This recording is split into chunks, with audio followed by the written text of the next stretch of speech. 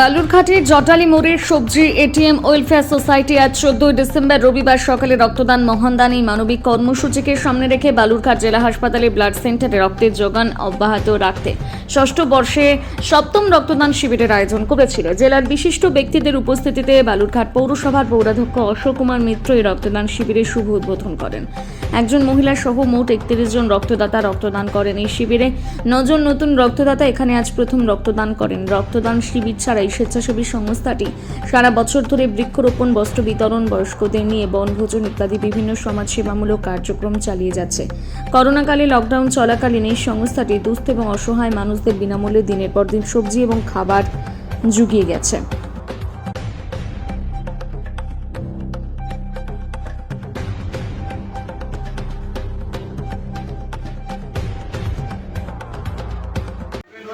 সবজি ATM welfare society lockdown পিরিয়ডে মানুষের পাশে থাকার অঙ্গীকার নিয়ে পথ চলা শুরু করেছিল। আজও পথ চলছে। নানা রকম সামাজিক কাজকর্মের মধ্যে সবজি এটিএম আবদ্ধ। আজকে আমাদের রক্তদান কর্মসূচি চলছে। গত বছরও আমাদের রক্তদান শিবির হয়েছিল, এবছরও আমাদের রক্তদান শিবির সপ্তম প্রচেষ্টা। এটা আমাদের ষষ্ঠ বর্ষে 7 বারের বার এবার আমাদের রক্তদান শিবির চলছে। আমরা সাধারণ মানুষের কাছে এই আহ্বান রাখছি সোসাইটির পক্ষ থেকে যে রক্তদানে অহেতুক অনীহা নয় এবং রক্তদানে ভয় পাওয়ার কোনো বিষয় নেই। সাধারণ মানুষ এগিয়ে আসুক, কারণ রক্ত এমন একটা জিনিস যেটা বাজারে কিনতে পাওয়া যায় না। মানুষকে এটা প্রোভাইড করতে হয় এবং মুমূর্ষু রোগীর প্রাণ বেঁচে যায় রক্তদানের মধ্যে দিয়ে। ধন্যবাদ।